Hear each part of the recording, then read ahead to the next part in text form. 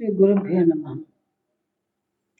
మనసు మనిషి యొక్క మనసు ఎలా ఉంటుందో చూడండి. మనిషి యొక్క జీవితాన్ని పునర్జన్మను నిర్ణయించేది మనసే. మనిషి యొక్క మనసే ఇవన్నీ చేస్తుంది అన్నమాట. కాబట్టి మనసు అంటే వస్తువు కాదు, పదార్థం కాదమ్మా. మనిషి యొక్క ఆలోచనలే మనసు. మనసు యొక్క ఆలోచన సమూహమే మనసు. మనిషి మనసు ఏం చేస్తుందంటే సంకల్పాలు వికల్పాలు, బయట వస్తువులు తీసుకురావడం, లోపల వస్తువులు బయట పెట్టడం, బయట వస్తువులు లోపల పెట్టడం, దీని పని ఇదే పాపం. కాబట్టి మనిషి యొక్క మోక్షానికి కానీ బంధానికి కానీ మనసే కారణం. నువ్వు మంచి దారిలో ఉంటే మోక్షాన్ని తీసుకుపోతుంది, చెడ్డ దారిలో ఉంటే బంధాన్ని ఇస్తుంది.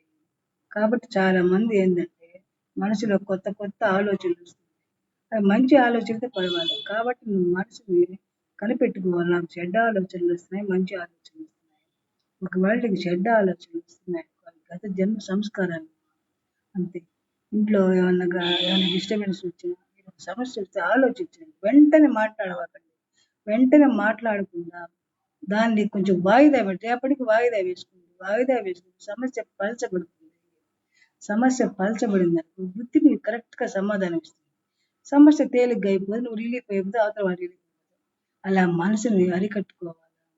అరికట్టుకోగల శక్తి మనసుకు రావాలంటే దానికి సాధన అవసరము. సాధన అంటే మంచి భగవత్ సంకల్పం ఉండాలి. మంచి భగవన్ నామం పట్టుకోండి. ఏదైనా మంచి మంచి మాటలు వినండి. అంతేగాని మనసుని మనం పిచ్చి పిచ్చిగా చేస్తే అది కూడా పిచ్చి పిచ్చిగా పోతున్నాము. కాబట్టి మనస్సు జన్మ సంస్కారాల సమూహమే మనస్సు. ఎప్పుడు ఆలోచించు. నీకు మంచి ఆలోచనలు వస్తున్నాయి, నువ్వు పర్వాలేదు మంచి పని చేశాను, మన కొన్ని జన్మలో మంచి పని చేశాను. చెడ్డ ఆలోచనలు వస్తుంది, మన జన్మ సంస్కారం.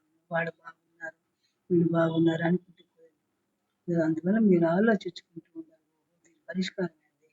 ఈ మనసుని ఎలా కంట్రోల్ చేయాలంటే దాన్ని కాస్త మౌనం పట్టించుకుంటూ దీనికి మందు ఏంటి అంటే నామస్మరణ, భగవత్ నామస్మరణ చేసుకుంటూ జీవితాన్ని కాలయాన్ని జాగ్రత్తగా చేసుకుంటే ప్రపంచంలో మనం బతకాలంటే అనేక సమస్యలు ఉన్నాయి.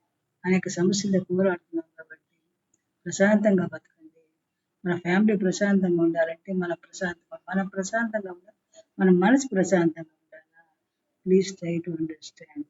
Please subscribe. శ్రీ గురుభ్యో నమః.